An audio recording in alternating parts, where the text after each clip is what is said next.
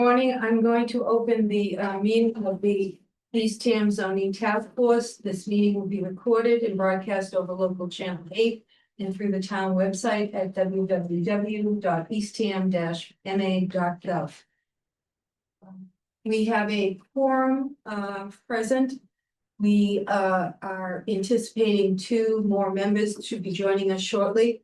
But we're going to begin right now to get some housekeeping out of the way and start on our discussions. So Carolyn posted the minutes of our August 18th meeting. Have folks had a chance to take a look at those? Yep. Any comments? None. Can I get a motion to accept? So moved. Second? I'll second that motion. All in favor? Aye. Aye. Okay, the minutes have been accepted. These are Carolyn's last minutes after four plus years. So we should Hats off to her because it's a thankless task. Thank you, Carolyn. Put that in record. Good thing. Or, oh, speaking of which, it should probably, Paul, can you just keep a rough outline of what we're doing here? So, okay, now going to our agenda. I'm going to piece of paper in the world. To get it out.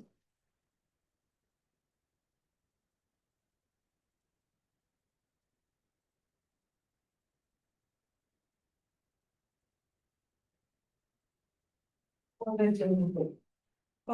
here we go. An agenda. We are on the Eastham, the select board for September 22nd. That'll be at 5 o'clock. Paul, did you ever get any clarification because the strategic planning committee is scheduled for September 22nd to do their presentation, and the connection committee is scheduled on. I mean, is that intentional, or do they want to do all the policy reports on those days? Yeah, I mean, I think they did that. I think the select board was supposed to discuss their select board goals. Yep.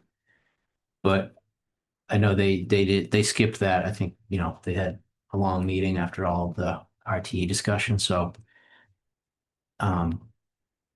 But that probably makes more sense because if you do that on the 22nd or after the 22nd, when they get. After they've had the 3 reports. Yeah. Under their belt. So the way I think it's going to be climate task force, then strategic on the 22nd.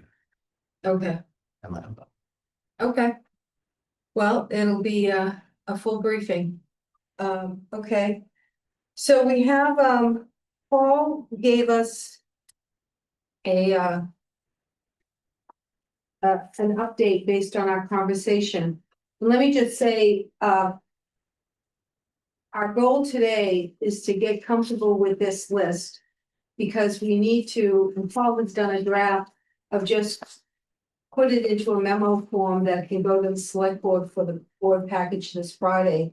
And just without sort of any prioritization, he just grouped things in potential bylaw recommendations for this fiscal year, town meeting 2026, and then items for future consideration, things we had talked about to be deferred. So that's, so we will need to change the format a little bit. Just one other point I think is really important, maybe, Martin, first time around on this one. We often put before the board a list of things that we think are sort of ripe for consideration. And in this case, we've got 10 items.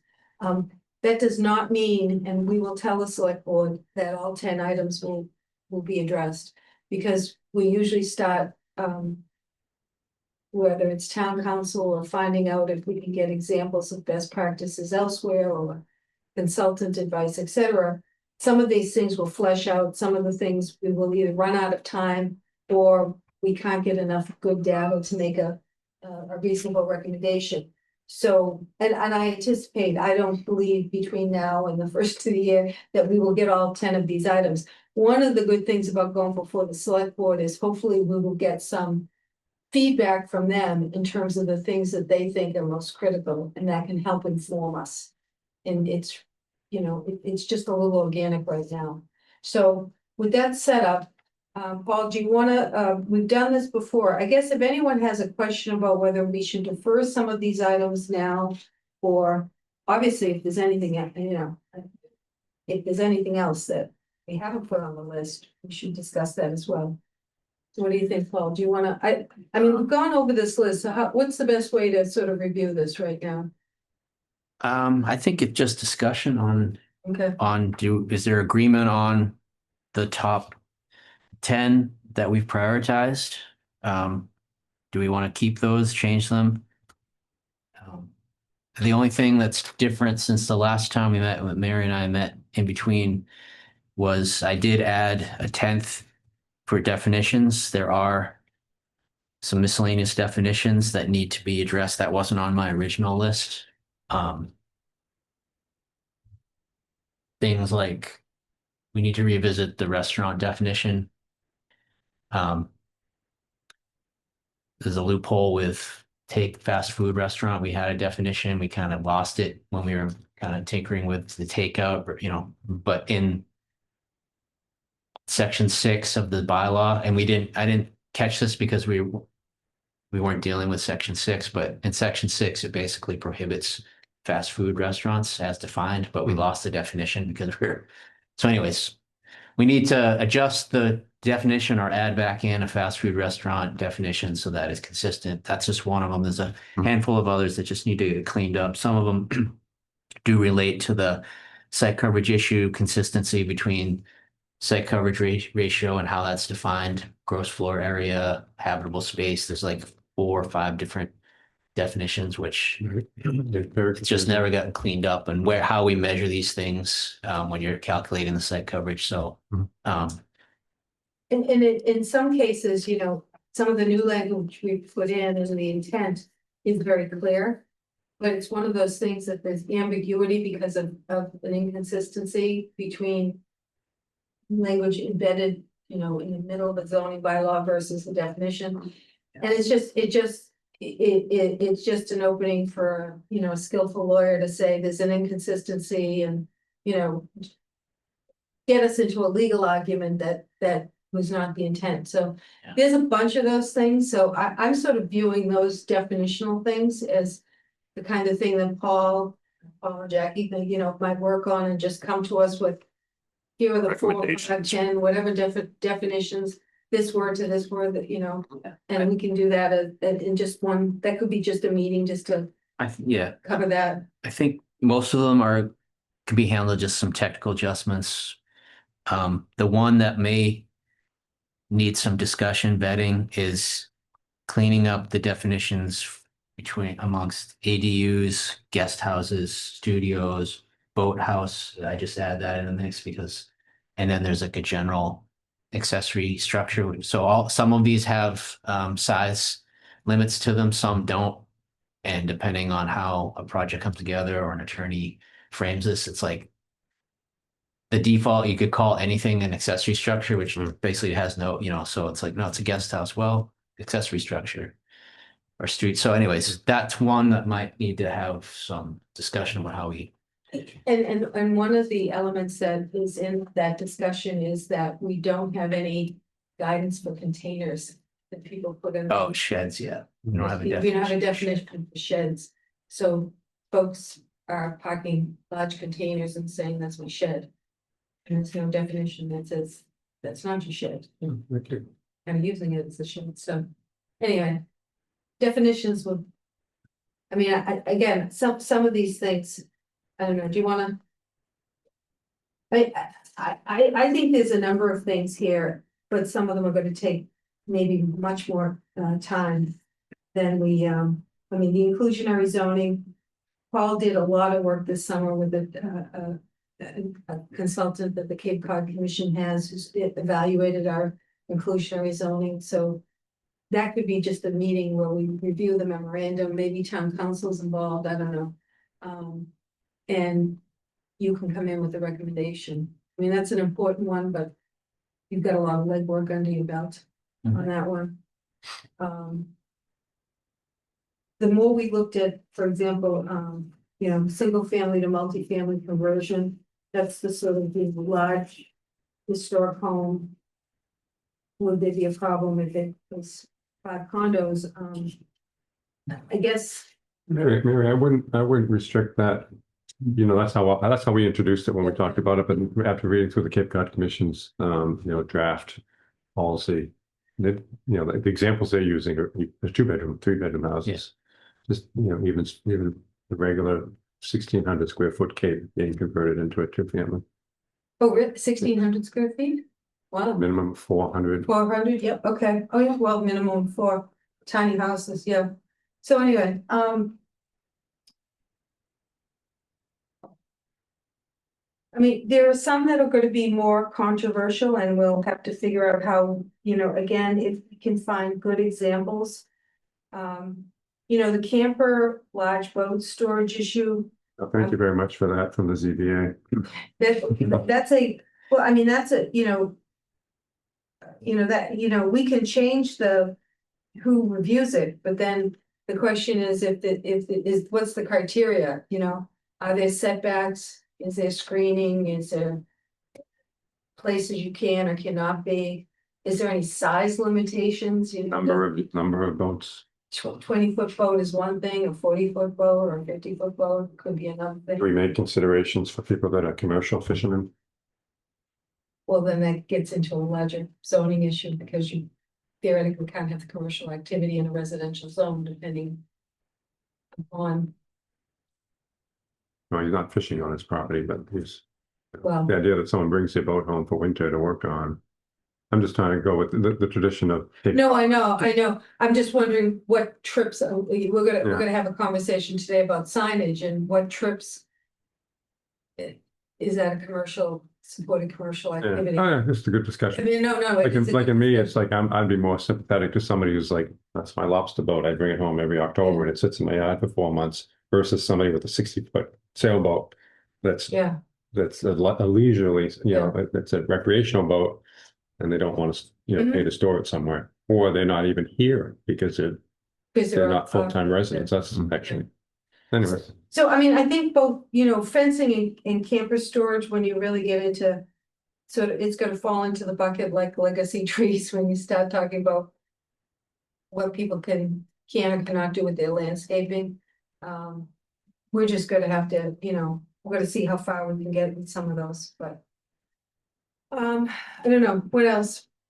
Is there anything else? I mean, does anyone have any concerns about anything on this list or anything we should be adding? Even for consideration? Well, I think Mary and I were talking in our prep meeting last week. I kind of feel like the to-do list in some ways I think might relate to the stamina of the task force, So I mean, how much work is everyone geared up for? And then kind of going through like how much, some of these things are not so probably won't need so much legwork from the committee members. It's mostly staff stuff and then we'll vet it. But so, I was just trying to gauge like how much do we want to bite off? I know, and I says to Mary, it's like we always try to be mindful of the schedule, but we always are gonna end up at the last minute with extra meetings at the end of the year getting ready. I mean, it's inevitable. So I think I was just better to just plan like, so how many of these projects do we want to take on knowing that we're gonna have a lot of meetings, even though we try our best not to. So, from my perspective, I'm here to work on this stuff no matter what, but it's just how much does the committee want to take on? Well, I didn't see anything. I didn't change my mind as terms of the priorities from last month's meeting on anything. So, has there been any? I know some of these things are dependent on decisions in court and whatnot. Has there been any updates on anything happening since our last meeting that would include or exclude anything? No, not to my knowledge, and I think that issue about the commercial uses and the rentals, is going to be a hot topic. And one that would probably take a lot of time and energy to do. So I'll be curious to see what the select board says if anyone. Which topic is that on the conversion? Um, Oh, that's a future. Commercial use. Put that off till next year. yeah, so but Kevin was just saying if Oh. there was any, because we put it off until we know the outcome of what's going on in Nantucket and some of the other towns. So, but I would say even if we had momentum to do that or wanted to do it, I think that's going to take a lot of energy to go through that, and it would get a lot of attention. I'd just be curious if any of the select board bring it up as like wanting to push it sooner than later. That would be the only reason we would probably consider pushing it up. Then we have 10 items on our agenda. Yeah. So I'm looking, Paul, when I look at these 10 items, the analysis and rationale for creating a zoning enforcement position, the sign code and the definitions are kind of, and maybe even inclusionary, are things that would principally, you would present to us. I mean, that's, Yes. because we've gotten an outside consultant on inclusionary. And we've got the other stuff. Yeah, the zoning position is really an internal thing. We can do it, but it'd be good Nice to have It'd be nice to have it go through the review of the panel. yeah, and have a positive recommendation on it. Just Are there, as we think about schedule, we can go to schedule next. Are there things here, you and I talked about, there might be a myriad of things that we have question about the legal aspects of it. So having, Carolyn Murray on a Zoom call, to have town council to kind of go over a bunch of things would be part of one meeting, maybe not the whole meeting, but part of one meeting. Is there any other technical experts we want to, I mean, we're gonna have to do a lot of research on some of this stuff, but are there people, like, for example, the Cape Cod Commission, are there any of these items that we could draw upon some technical support from them? yeah, well, I think the commission model bylaw, we could have them come to a meeting and walk us through their thoughts on how we would adapt their bylaw for us.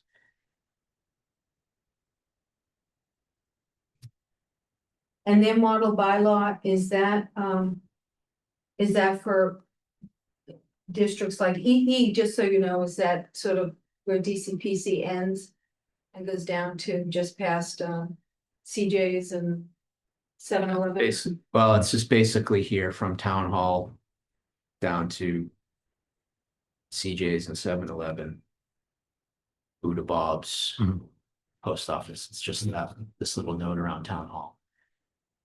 That's the only other commercial piece outside the DCPC in towns. And it's mostly public, it's predominantly public entities, but, sort of like the quick thought is, given all the thought we put into the DCPC, do you just extend some of those provisions down to capture a few more businesses and not have to go through as much analysis, but their model bylaw actually speaks to a residential/commercial area?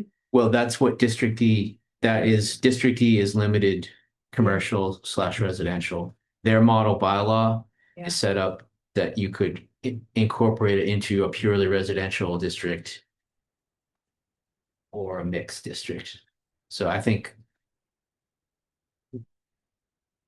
at some point, there's an opening to discuss, do we want to incorporate elements of form-based code into the plain old residential district for the majority of town? But I think that's a bigger topic. Yeah, there's a lot of nuances there. So really just be what elements do we think could easily kind of break off from what we did in the DCPC form-based code applied here, whether it's the whole thing or just pieces of it. That's kind of the crux of it. No, I'm in favor of leaving that on there. I think that adds a lot of consistency, especially keeping momentum from what we did last year. that's where we identified the loophole with the fast food because it's prohibited outright in the DCPC. But it's also the rest of town, but then the definitions don't match up, so. So in our new definition, we get definitions of takeout versus definitions of eat in. Some, some legal argument could be made of, well, my fast food, my drive-through is not, it's only ancillary to my eat in. Hmm. And so you could end up with a formula chain, Well, yeah, the formula business piece doesn't cover this part of town. Right. All right, The drive-throughs are prohibited in the DCPC, but not in the other part. A McDonald's, a Burger King, and what have you, they could, the definitions about the restaurant talk about ancillary, the takeout ancillary.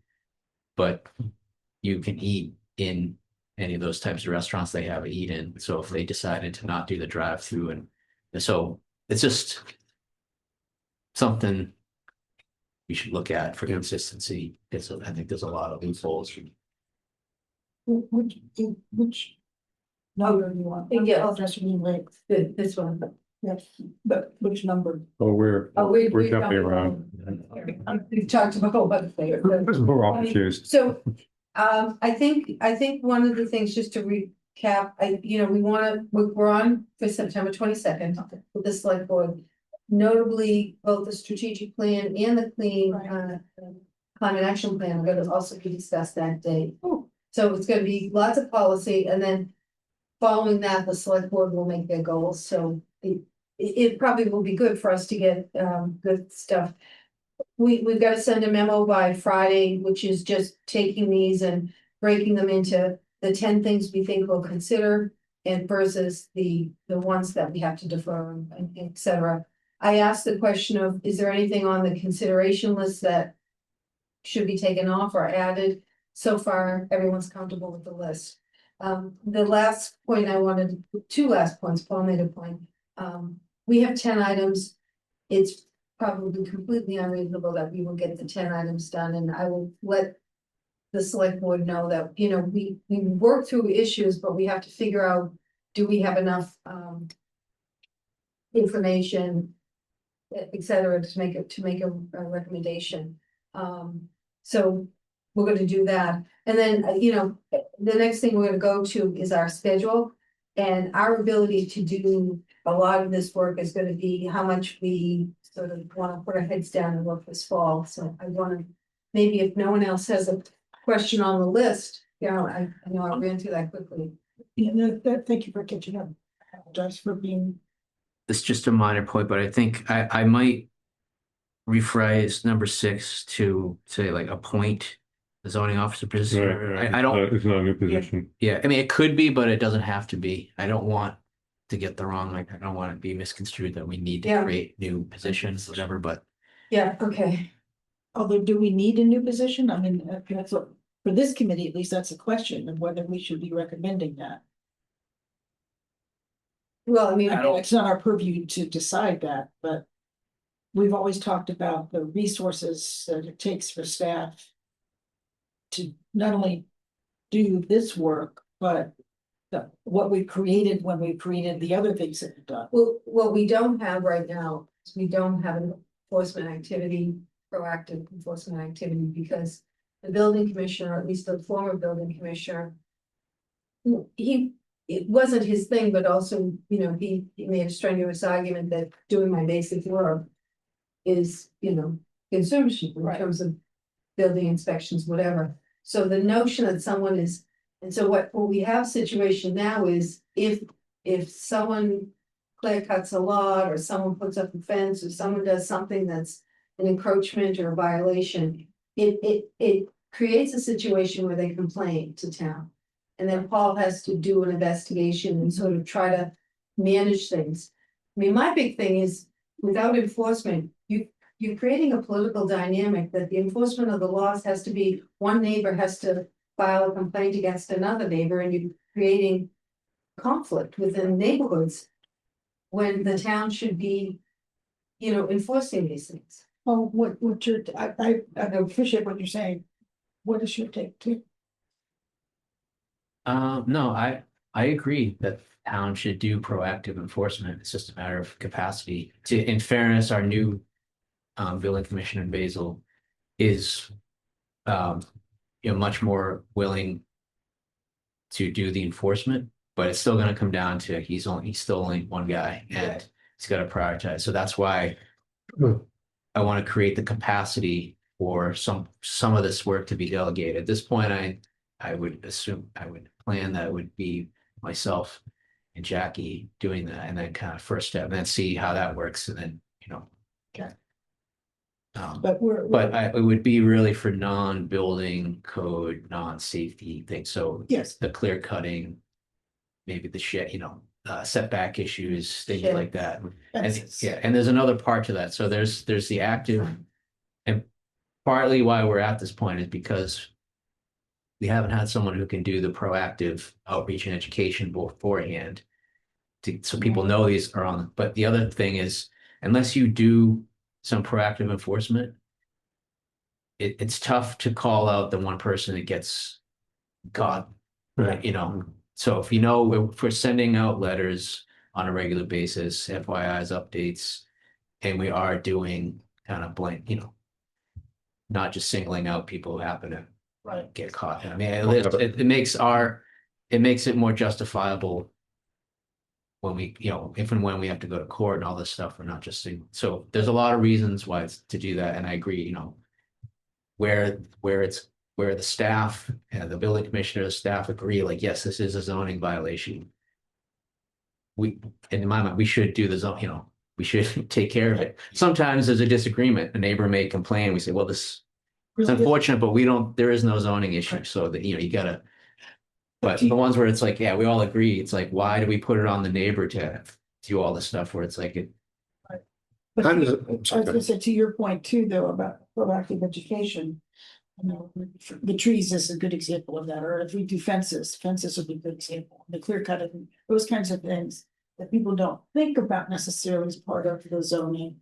Yeah. That residents don't necessarily think about, they just do. But if they're hiring somebody to do it, and we have the ability to do that upfront education with the tradespeople that do that kind of work. Then we may head some things off that otherwise might happen. Yeah. And then residents in a bind because it's after the fact and. Yeah. And very unintentional. I mean, not that intent has anything to do with it, but people get caught. there's another, yes, I agree. There's another piece to this too, that's kind of a little more internal staffing stuff, but tracking the conditions that come out of the ZBA and planning board decisions. And a lot of times, you guys know that mostly it's landscaping stuff. You're supposed to plant 5 white pines or whatever, blueberry bushes. It's in fairness, it's tough for the building commissioner to keep track of that. So we're trying to internally build in to the permitting software that we use, the projects that are going to the regulatory boards, make sure that the decision letters and the info is uploaded into the permit so that these conditions don't get lost. That's also something we're trying to work out between Jackie and I. Was like, can we take part of that? So we're tracking that too. So it's not just on one guy to remember. He's going for the final inspection. He's looking at the building and then, oh, I got to remember that there's 5 blueberry bushes, that kind of stuff. Yeah. There's that. And then there's up after the fact. But then before the fact, we've had ones where it's like, they're not supposed to clear beyond a certain point. Right. And kind of making sure that, Right. at the start of the project, they didn't just go ahead and clear a bunch of stuff that weren't. So we're trying to work that out. I think I would probably, maybe I would take advantage of instead of saying we're gonna create a zoning enforcement officer or delegate it, expand this a little bit and say you want to create, a function, not a position, that's going to both communicate new zoning laws, create a hotline or a reporting portal or some way that the public can report, whether it's anonymous or not. Yes, have the ability to designate to somebody else in the building department to track this down. And then, like the last one you just brought up, which is, tracking the conditions that come up. I would just sort of expand it and say, because then you're showing that, hey, there's 5 or 6 things that you know, the building commissioner running around in a pickup truck from building site to building site isn't worried about this stuff. This is sort of a staff, somebody sitting at a desk on their computer, fielding complaints and then communicating out to the public, you know, through whatever means possible that, hey, we got a new law, we got a new sign law, we got a new boat, you know, Yeah. storing a boat. Is your boat more than 32 feet? You need to come to town hall and get a permit, you know, the store, whatever the rule is, but just a continuous update to, Well, adding in the communication and the follow-up to. The education. and having, yeah, and then having some, either a portal or a hotline or something that, you know, they don't go bad about, you know, dropping a dime on your neighbor. Say to Mary's point about, you know, ensure neighborhood conflict. If you had whether if it's anonymous, I guess the offending person doesn't need to know how it got there, but to have that access, you know, they may say, well, who ratted me out? No one needs to know, and it's a little hard to get conflict going when there's only one person who's known to be upset about something. So yeah. I actually had a conversation with Jackie like 2 weeks ago, and I said, you know, we desperately need, and I agreed, I said, if it's a pamphlet or something, we've passed 20 zoning changes. Yeah. Property owners should understand, you know, things.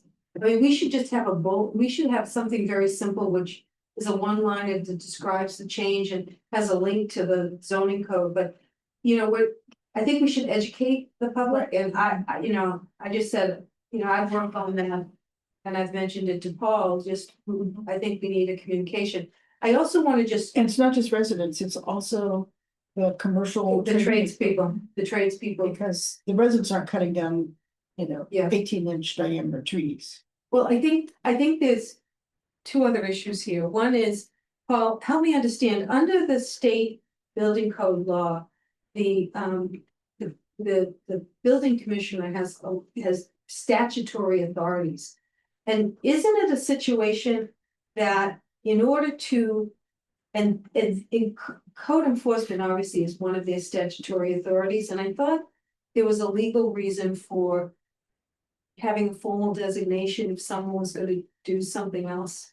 It clarifies that we're not diminishing the building commission. I thought there was a legal issue. Well, yeah, Am I missing that? under the state statute, under MGL 48, it talks about unless the select board or appointing authority has designated another entity to be the zoning enforcement, it is the building commission. It's default. But there's gonna be some things that it has to be the building commission, so they could do that. That's basically what we would be doing with this recommendation is appoint or delegate someone else to do that, but we would still want to separate out the The building, you know, there's certain things that are gonna come down to zoning and building code, which it makes sense for the building commission to remain that. So we would carve out, basically, and what the mechanism is that a town can appoint a zoning, they say a zoning administrator who can do these things. So there's a few towns, I mean, a lot of towns have done it, the ones that I'm familiar with.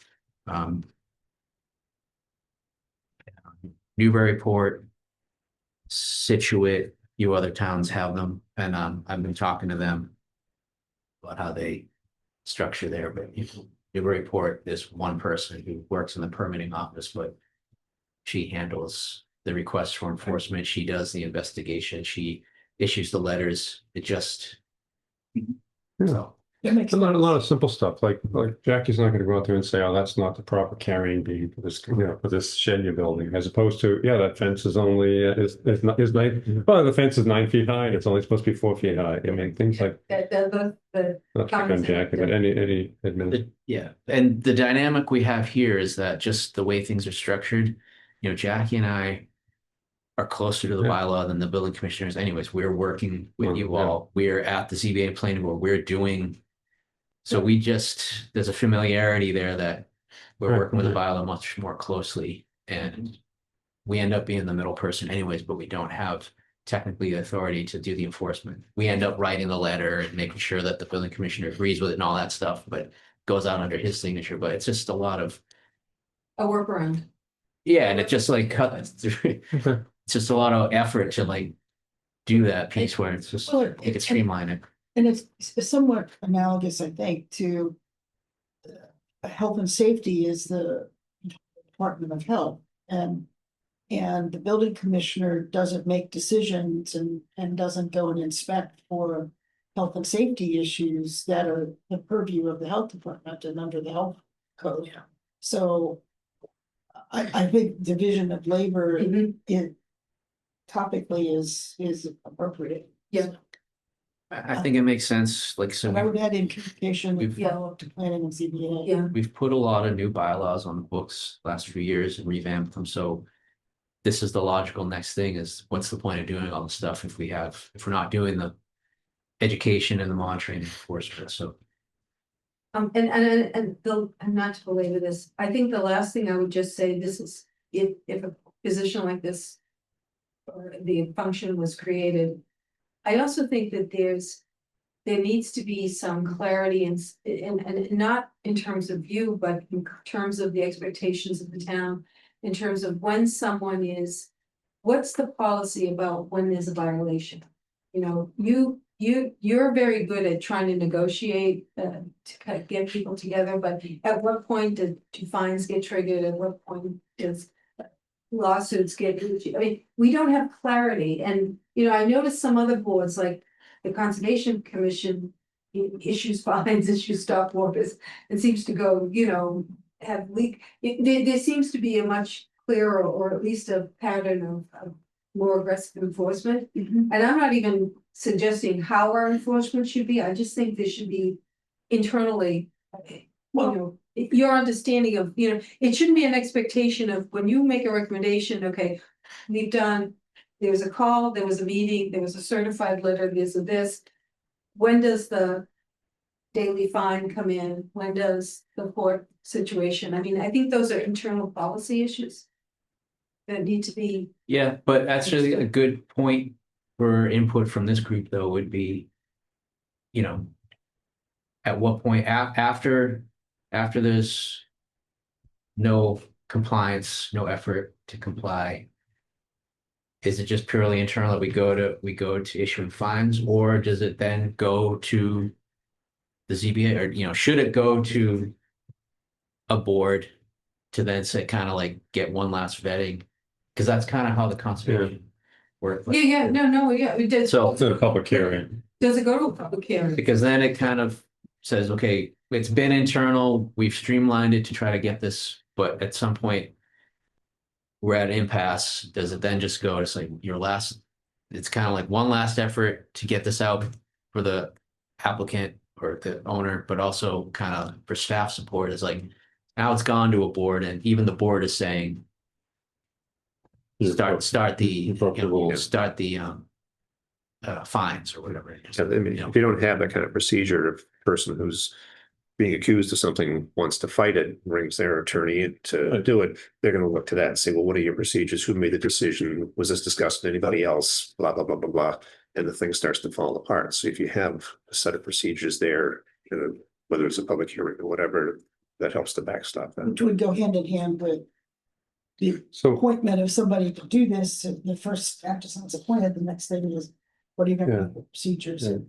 so when there's a building project going on, somebody's always under the onus of, hey, we'll suspend your building permit, we'll pull your building permit. But Right. when there's something simple, like somebody did something that didn't need a building permit, or like they clear cut or cut down legacy trees and stuff. Where would that go? You know, so Jackie or whoever from the staff can go out, look at it, they can review it with the building commission, say, yeah, that's a violation, that fence is too tall. But before you write, do you just start writing fines, or do you refer it to the ZBA and let the ZBA look at it and say, well, in this example, you know, we would have given them a variance if they'd asked for it, and if you ask for a variance, you know. So the way that has come up, that scenario has happened. And what I tried to do is basically retroactively fit the situation back into the bylaw. So they clear cut. They just did it. It's too late now. I'm trying to get them to present a plan for the restoration. Right. Feed it back through the bylaw route, which is show it to the conservation. No, it goes to basically, we notify the direct abutters if they're satisfied, to administratively notify the direct abutters if they're fine with it and it meets, they're using native planning and all that kind of stuff, it basically would get approved administratively without going to the public hearing. That's because if you recall, when we did this, if someone wants to do work in that buffer, it has nothing to do with the building permit. That's basically how it happens is as administrative. So I was trying to Right. fit back in because we don't have a process for like, at what point do we? You're in danger then of falling into an arbitrary situation where, yeah, that's a nice guy and he's friendly with all his neighbors, therefore he was able to put up that fence or store that boat or clear cut his lot versus somebody else who just came down here and sees what happens around the neighborhood, and he gets in trouble. He's like, I just put up the same fence that the guy 2 blocks over did, and you say, well, his neighbors like it. Yeah, no, I'm just saying that's what we're. no, I agree. Yeah. So would it be on our work plan? Would it be helpful for you to, Jackie, to write up what your procedures are? You probably already have them somewhat written anyway. And us to bless them and to give you cover. To say, yes, we've looked at that and we think this is good. Which is what we would do. Yeah, I mean, that's, I think it's gonna be a bigger thing, Carol, because I think it's not just us blessing it, but it's gonna get into operational procedures of the planning board and the ZBA. And their authority and when do they step in and what roles do they have? I mean, I think this is, getting the authority to appoint and designate someone to do this is kind of like step one, but there's a whole work plan. That's, Was a work plan item on that, but isn't really on our list. It is kind of implicit behind. development of this. Yeah. It might even cross over into your strategic planning if this was approved. yeah. This becomes a big issue. I will say the clear cutting bylaw is of all the stuff we've done, that's what has gotten the most calls for enforcement. And it's the most difficult to deal with. Because you get the call when the tree company's There, in the midst of it, or they've already come and gone, and then it just gets very subjective. Because the way we've defined the clear cutting with the undergrowth and the tree, I'm just kind of being honest, it's Well, if you don't have. sounds good on paper, but then I'm out there with the neighbor who's complaining and I'm like making a judgment call. Yeah, they've clear cut, they haven't clear cut every last thing. They've thinned out. There's still technically trees there, but obviously not what was there.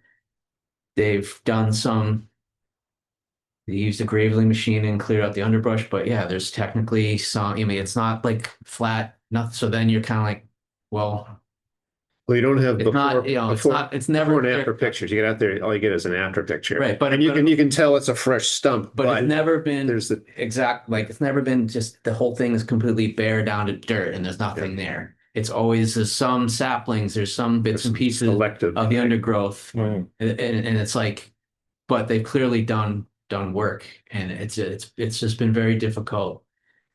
Because the way we've done it, it's like if you cut all the trees and leave the undergrowth, that's clear cutting. If you leave all the trees and cut all that, and it's never, I haven't encountered one, only once, and that's the one I'm trying to fix. But every other time it's just been, they've left some trees and they've done, and so the neighbor is upset because, yeah, they had a nice, privacy. Screen or black. shade.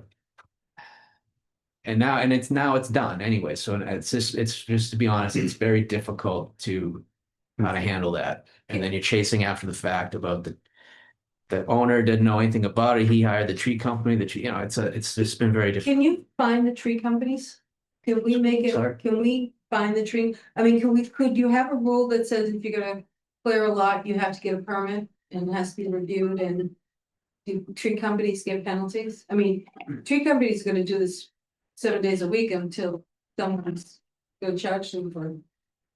I mean, yes, we could do that, but just adding another regulatory permitting piece to something that every single time someone does tree work.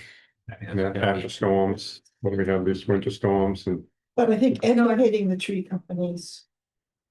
Because it will only take one or two times for the tree company to do what they should do.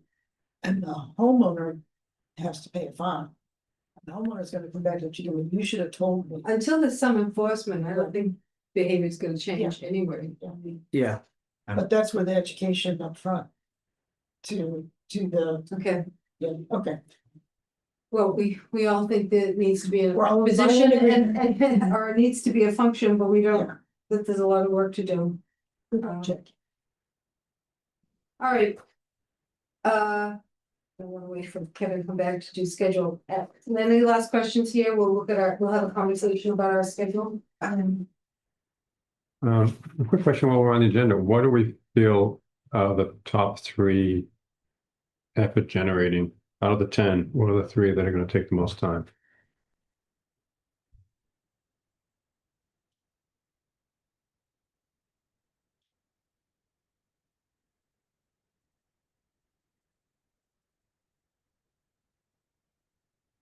I mean, I think the Cape Cod conversion in the District E and the site coverage averages Yeah. are gonna need a lot of analysis. The other stuff, That's number 3 and 4. 2, 3, and 4, I think are the ones that will take. And you know, and let's just say. There's a lot of. I mean, depending on where we get down to fence. Camper and sign code, I mean, well, sign code shouldn't be that bad, but. Fence and camper get into a lot of the, you know, the issues, I mean, depends on how far we get down, you know. If we're talking about setbacks and limits and screenings and. The commercial issues, I mean, And are those ones, do you have an idea, your view, whether there are some good examples of those out with other towns? we don't know that. Okay. That's why it would take some research. That's helped us in the past.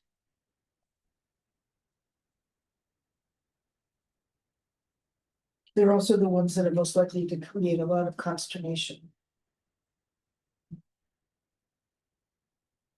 Okay, So I agree with you that 2, 3, and 4 are the heavy hitters, and number 1 is a very important one. So are these almost in order of prioritization, Paul?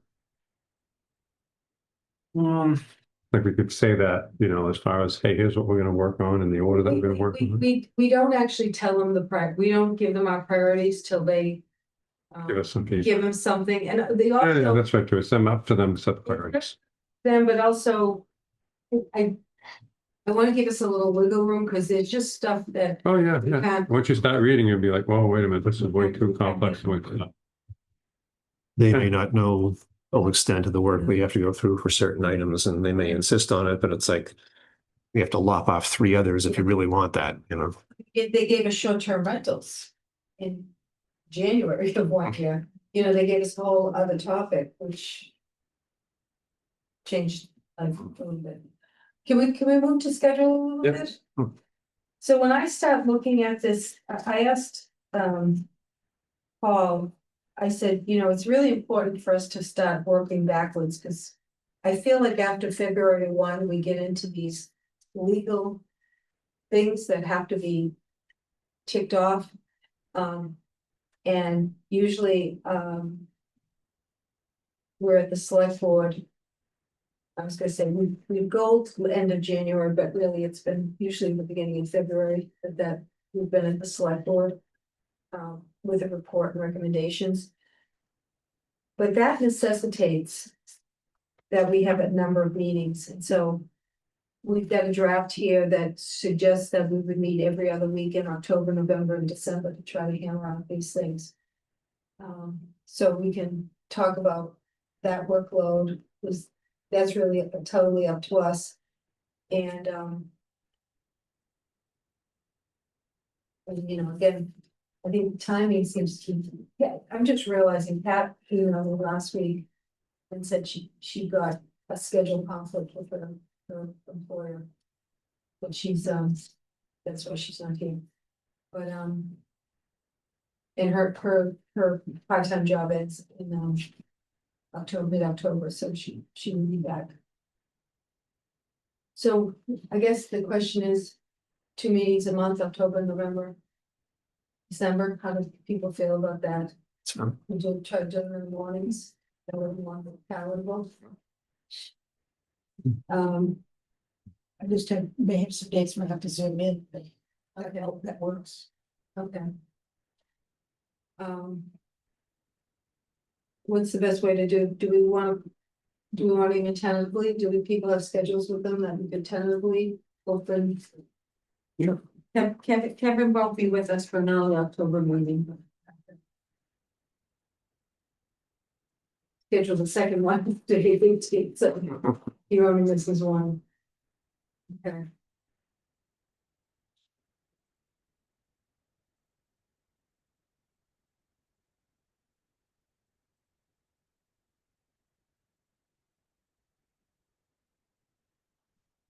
We've got, Tuesday, October 7th. Well, do we need, before we, I'm sorry. Do we want one in September besides select board? Oh, that's true. So September 23rd, which is a Tuesday morning.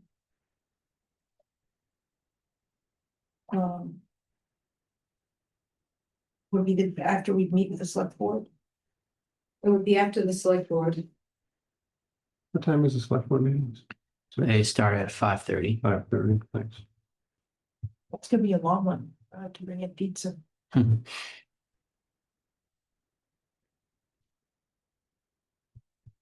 23rd? 10 to 12, does that generally work? Let's put it up here. Tentatively, September 23, I have a doctor's appointment on that date, 9:30, yeah, okay. 9:30, 10:30. I mean, I can be free anytime after. You know, So from let's take 11 it on. again. I couldn't hear you, Martin. So I have a doctor's appointment at 9:30. What Right, kind of time you could make a meeting? At 11, I can make a meeting. Do we want to try September 23rd from 11 to 1? I know Kevin's not going to join us, but. Okay, 9:23.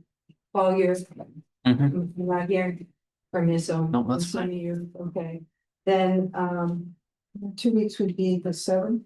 7th of October. Is that look free, and we can go back to 10 to 12 maybe? Yeah. 10 to 12. Okay, that's the 7th. And then. October 21. 10 to 12. Something.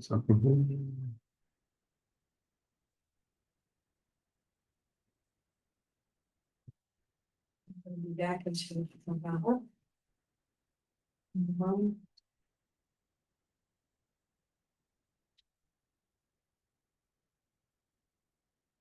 We're getting December's in as early as possible.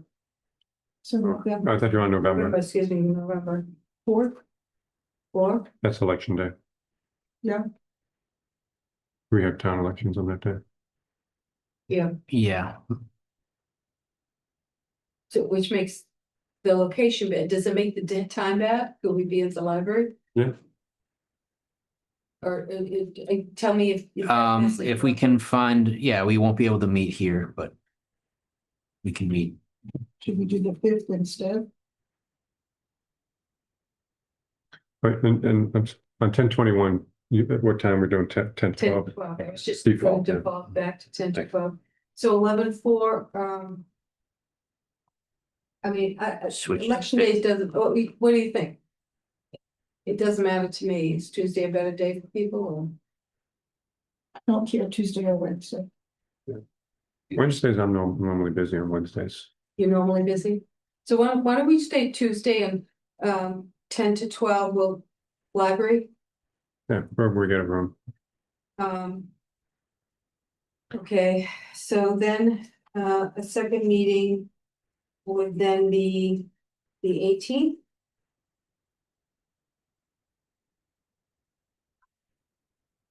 Ten to 12. The 18th, right now, there's a staff meeting at 10. Sometimes those are canceled, but as of right now, we have a meeting for 10 that day. 10 to what time? I'd say at least an hour, hour and a Okay. half. You try one.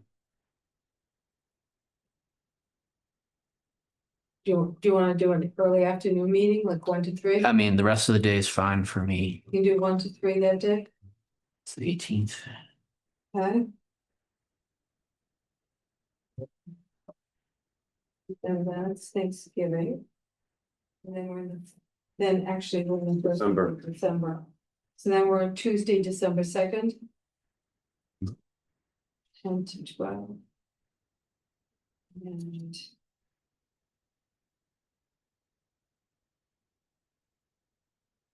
then 12, 16, 10 to 12. I would say that we don't, That's probably far enough in it's advance, far right? enough in advance. And we don't want to go any closer to the holidays, it would be just crazy. So 9/23/11/01, 10/7, 10 to 12. 10/21, 10 to 12, 11/4, 10 to 12. Question the library, 11/18, 1 to 3. 12/2, 10 to 12, 12/16, 10 to 12. So we can just populate this, Paul, Yep. Thank you. we'll check.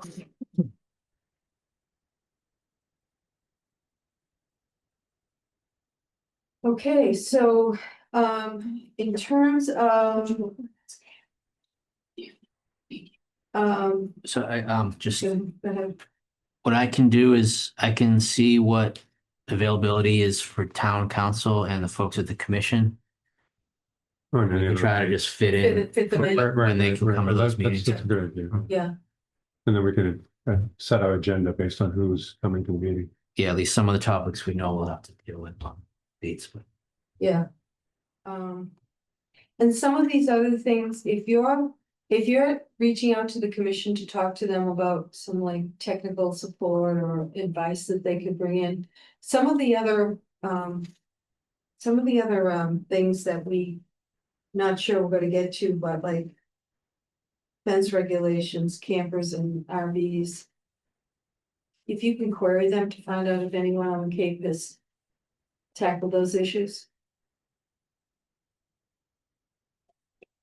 I bet P-Town has, because every time we look at them. I can send an email out. While you're- There's a planners Planners. listserv thing. That would be really helpful. And I think when it gets to stuff like that, with the camper. Even if we put like a really high upper limit on it to begin with, get it in place this year and say it's gonna be. Very large boats and very large campers. And then at least you have it on the books and you can look at it. And, you know, if we choose it another time to come back, because that's gonna be the big idea is someone has a 12-foot. Boat, with a couple of kayaks versus a 60-foot fishing boat. You know, what are we trying to solve here? Are we trying to solve the 60-foot fishing boats or? You know, Yeah, and that will be a town oh yeah, that's, the whole issue of commercial activity in a residential zone, you don't want to create a precedent that, I mean. Well, we'll talk about that in a minute. So one thing I talked about when we were kind of vetting this was it could be that we just put these types campers, large boats into the setback requirements. So we treat them like structures. So it doesn't mean that you can't have them, Right. but they have to have a minimum setback, whatever that might be. But then even if you can't meet that minimum setback, you can still go to the ZBA and get a special permit. So I Right. physically don't have the room, or I can Yeah. mitigate it through. So I think rather than trying to figure out, do you allow them or not allow them? Basically everyone, and potentially you could have, they are allowed if you have basically. the space and, yeah, because I'm not trying to. Yeah, Because we're trying to respect the culture of the area, and there's all types of charter captains, and he's got, you know, Fishtails charter, and his boat's Yeah. beside the house and goes out every morning. You know, Yeah, trying to so put that I guy out of thought- business. if we start from that, it's not whether we're prohibiting them or whatever, but it's like basically everyone has a shot at doing it, and then there's still going to be a thing where you're going to have, the guy, Right, the right. lobsterman who's got a huge boat, and I can only squeeze it in here. You can still do that, but go to the ZBA and let's just say it might just be screen it and it's whatever. So I think that was this kind of place to mitigate the outright, like, Oh, we're yeah. going to take this. We're trying to get away from, oh, that's my grandfather's boat, that was my Yeah. father's boat, this is my Mhm. boat, and that's the boat I'm building for my son. You know, like you've got all these types of scenarios. Right, and it might be a limit on that, you can't, but we're also getting, sorry to belabor this, but we're also gonna get into, once you start doing this, you create pre-existing nonconformities where somebody's had 5 boats in their yard for 20 years, and now you're gonna say you can only have 2 boats, so this happens every time, so you gotta always have a carve out for how do you deal with that, so nothing's easy, but. Well, and to make it as easy as possible for the residents, also distinguishing between what requires a ZBA special permit and what can be administratively dealt with. Absolutely, that could be part of this, that not everything has to go to ZBA, we can No. make this very streamlined. Okay, yep. Try not to dig down too deep on any one of these topics today. That sounds like a good work schedule. Sounds like a lot of work. Yeah, okay. I will say, Mary, on the part about the 2, 3, and 4, I've read all the stuff on the single family to multifamily conversion. I think that will be, I don't think that's gonna be as daunting. I would like to, and I don't know if we can do this with the assessing records, is how we define, or if we, I guess we don't, I mean, again, corrected me, I was saying this is the big old house that could give, well, 4 Yeah. condos, but they're saying it could be a tiny house. But you're also giving the option of if we look at the impact on the neighborhood. Let's say you're in a neighborhood of 1,400 square foot. Yeah. Capes and ranches. Well, people have a permit, we're giving them the right to build an ADU. And the ADU is gonna have much more of an impact on the neighborhood than putting a side entrance on that house and letting the house get divided into 2 units. But they already have that now. You can do a duplex in anything greater than 30,000 square feet. Right, we did that, we made that change. So I mean, I was, 30,000 square feet is a big lot. Well, again, this is taking an existing house that's single family and being able to divide it into like you can't do that. What we did was if you want to build a new 2-family, you can do that with a smaller lot. okay, But this is just saying it's a house that's already there and Yeah. I have enough room and capacity. I could break this up internally. You can't, there's no ability to do that right now under the. It's potentially the quickest, least expensive, and most environmentally sensitive way to create additional housing. mhm, You know, so Great. I'm that's why part of the reason I bought into it. So all right, sorry. I just wanted to say it while, and you triggered me to remember. At Windmill Weekend, we had the Housing Trust had a table and people came and talked to us. And the number one topic was ADUs. What? ADUs. Yeah. Yeah, and people were saying, I've been thinking about wanting to do this and how can I go about it? Or I have a piece of land, what could I do? And there were quite a few questions. I mean, pretty much steady stream all day long. At least locals came up too, but ADUs was a real big topic. And lots of different permutations of that. Yeah. Yeah, I thought it was good. okay. All right, so we've gone through the schedule, thank you, everyone.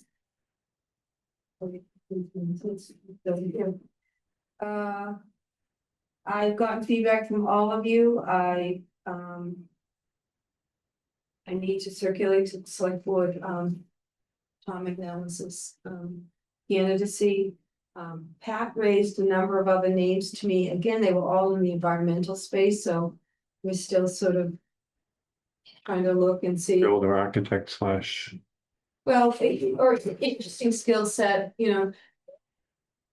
there's names that have come up, but again, going back to our schedule, you know, Yeah, twice a month. 2 hours. it's a lot and with a lot of reading, so I wanna. So anyways, I'm gonna see about getting Tom's name. He was very enthusiastic and very impressed with that group, so he would be good. You have, did you have the letter you wanted to bring up, Yeah, other items? yeah. So I included the letter from the owners at 20 Saltmarsh.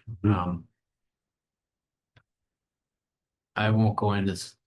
There's a lot of backstory going on, but basically they sent this letter because they're interested in getting the sign code amended that basically allow off-site sign for a home occupation. I've talked to these folks. I've told them that I don't support that. And it's probably not high on the priority list, but they sent this to, and because they also asked, well, how do we get bylaws changed? So I explained our system has been to bring it to the zoning task force, so that's why they sent this to you. So, but I I was when I read that letter, I had just driven back from Pennsylvania Sunday, so I drove all the way through Pennsylvania, upstate New York, and across the longest drive you can do in Massachusetts to get back here to Eastham. And it occurred to me that in rural communities all over the place, you see people that have signs up for farm stand or homemade honey or whatnot, and they're either at their mailbox, pointing up the long driveway. We see them all through New England. And in the character of rural New England, I feel that if you are on a dead end or you're not on the main road, that I am sympathetic to the idea that somebody can have a very small sign out to point out, here's how you get to my place, as opposed to saying, there's one type of sign saying fast food next left, as opposed to so-and-so's gallery, up this road. And I don't know, I just think we're in a rural area where it's tough to make a living. And I'd be sympathetic towards it, but it would have to be tied to just, Well, I don't know, home business, not a commercial business. so were they told to take down the sign? The neighbors have taken down signs. There's a conflict that the neighbors don't want the signs on. Because I can think of at least 3 of those signs that exist now on corners, yes, say, farm stand this way or free eggs, not free. Yeah. eggs. Free eggs, hold on. No free eggs. Sorry. This And one- That sign was and I've had missing this back in the discussion spring. I with these think. folks, and then it gets back to our other discussion about monitoring and enforcement. These folks, there's an issue going on in that street, so they're constantly bringing it to our attention, and we're, other places, that there's signs all over the place. Those. I think, and then going back to my other point, nothing's easy. Right, I think this issue really gets tied to the definition of what's allowed for home occupation Right. and retail. So when you read through the section on home occupation, my take on it is it's really geared towards like something that's really innocuous. You don't really know what's happening. It's an accountant, Right. guy does his accounting business, whatever, or it's just like makes they just sense, but not so. Right. It's more like appointment. because when you go through there's no outdoor display of goods allowed. There's not supposed to be any storage of materials unless it's screened. You're not allowed to have an off-site sign. It's very locked down. But there is one line in there that talks about anything intended for retail sale is supposed to be made on the site. So that kind of opens up to the possibility of you could have a retail. Then if you're having a retail, then by definition, you want people coming to your site. So you're inviting the public, there's some stuff about parking, off-street parking that has to be provided. So I guess that gets to me, that's like, if we want to talk about allowing off-site sign, do we also need to talk about like the nature of that? It's going to be for retail. Then we're trying to support things like farm stands and home harvest and arts and crafts. And again, it's all where you are. So if you're right on Herringbrook Road where there's cars going by and you get your sign out there, I mean, people are these folks are on a dead end private road. And they're not getting the traffic that they want. So I mean, it's just kind of like a different dynamic. And if their neighbor didn't keep, I mean, from what the way you described it, didn't keep complaining and making them take the sign down, then there would be no issue. Under current signage, Right. Well, because we're not doing the Because we're not enforcement doing and enforcement. also, I mean, that's one of those things like someone's farm stand. It's just, Yeah, it's very subjective. It's also, well, I get into the point about the size. The size is 6 inches by 20, which I think is what they asked for. That to me is about the size of a street sign. You know, so if we had enforcement and said, okay, you can put up a sign, but if it's 5 inches by 18 inches, I don't know what the exact size is, but to me, if it's a sign that's sort of giving you directions, so someone's already looking for that studio and they're like, oh, that's my turn, you know, on a busy road like Bridge Road, as opposed to either they know, you know, you can only fit so much on a sign. You can't say, you know, big art sale today, come on in, 50% off, you know, what, blah, blah, blah. You know, if it's only a certain size, I don't see the harm. I mean, this is one I'd love to have Carolyn, because I think it gets to the issue of we have to rewrite the home business. And then if you open up the home business to retail, this one seems pretty innocuous. I'll just mention that we already accommodate for the idea that a home business can sell stuff that's made on premises. So when we're talking about art studios, I'm trying to stay focused on the things that we have here now, which are arts and crafts, fishermen, farm stands. But I don't, but we'd have to go back to the permitted uses thing. I mean, I just want to be sure legally that where do you draw the line? You know, a small gallery and a 6 by 20 sign doesn't sound, well, if I'm living on that street, maybe it is oppressive, because it's this whole issue. I mean, it goes back to the short-term rentals. I mean, the whole issue in Nantucket is short-term rentals is a commercial activity, even though it's been going on for decades. Well, And they've ruled it, it's ineligible, so, I mean, it's like the realtor signs, open house today, you know, are those. temporary signs are They're temp different. signs, yeah. Things that are up for like a day are different.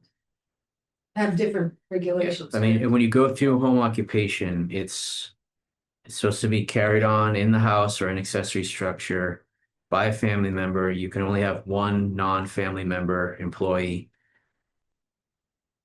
The area used for this can only be a max of 30% of your total area. Mhm. No exterior display of goods, no exterior sign except as permitted by the sign code, which means you can have one sign on your property. No offensive noise, vibration, smoke, all that kind of nuisance stuff.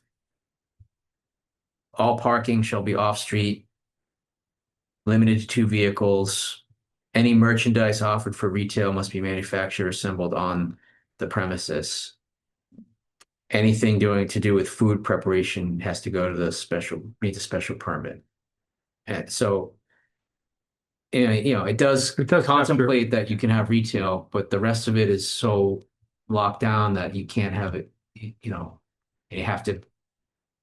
can't have anything for sale technically that you're not making. So I don't know, well, anyways, So- they sent it to, this is why we're talking about it. Does the task force want to take it up or not? And it does fall into a, this gap of, you know, I'm on a dead end, so can I put the sign at the end of the road? But then they have 2 signs, right? So are they expecting an answer from us? We should acknowledge the receipt of a letter and that we are contemplating taking up sign issues this year, but it wouldn't be till town meeting.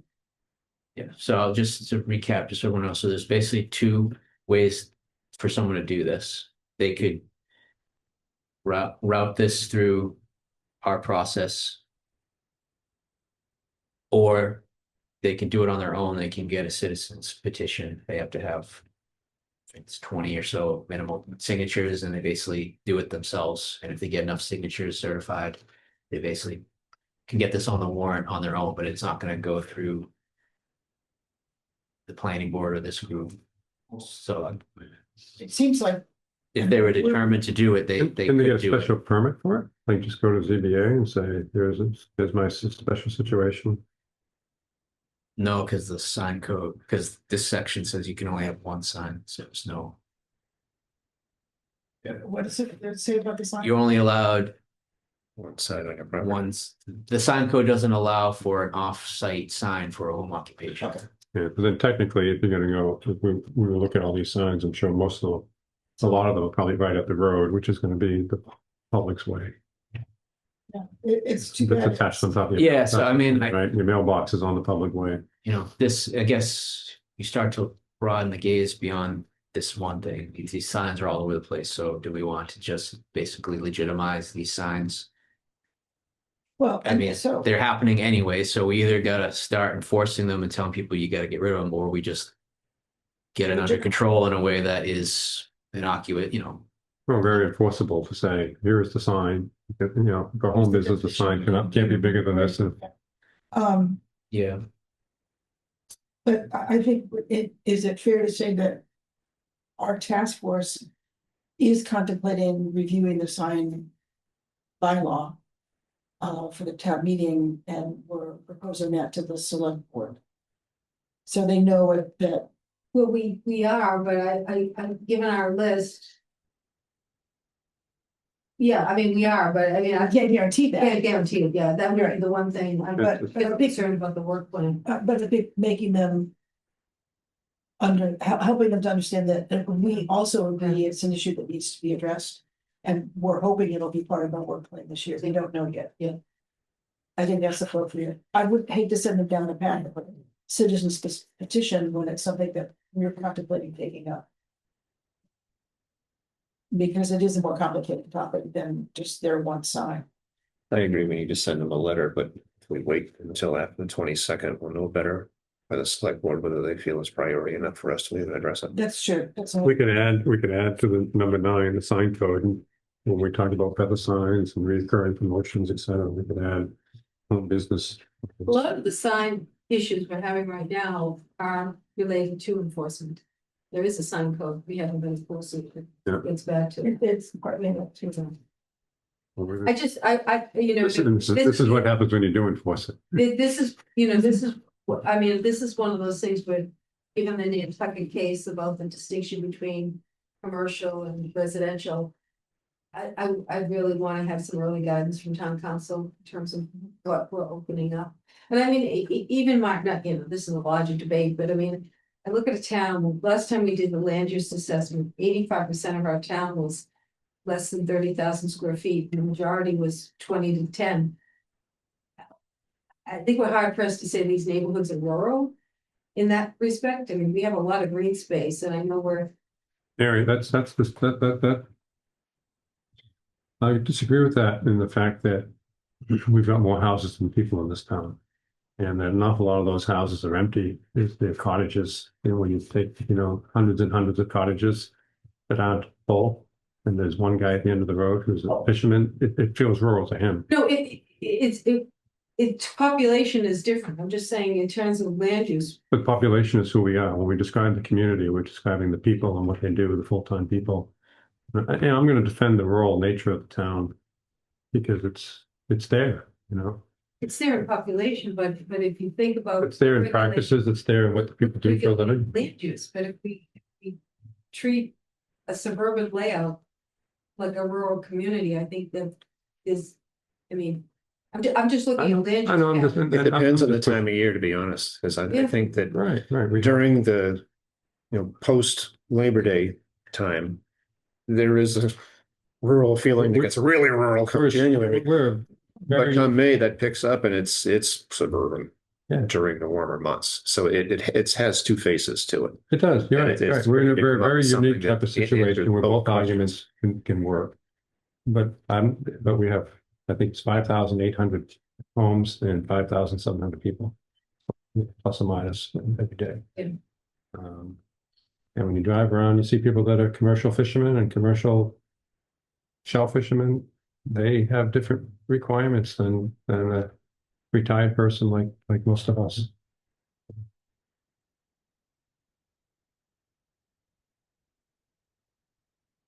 So Paul, in terms of these folks, you will say that signage is something, there's no answer, no endorsement right now, but this is a complicated issue that we'll look at this year, Okay. so. Other items not reasonably anticipated. Anything else we want to discuss? Did you do the minutes? We did, and we approved them. And Thank we you for were- generating them. We actually had a little congratulations and appreciation for you for doing minutes for You missed- 4+ years. Oh. But you missed the award You missed the presentation. cake. so- The cake was splendid. But, Thank you for bringing in that cake, Jackie. And,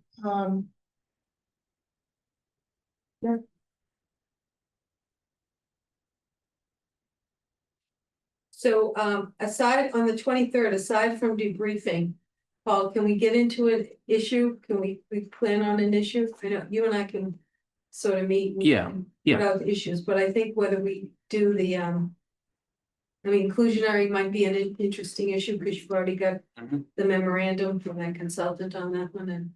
Yeah. We could maybe do a debrief and do inclusionary, just so we can start.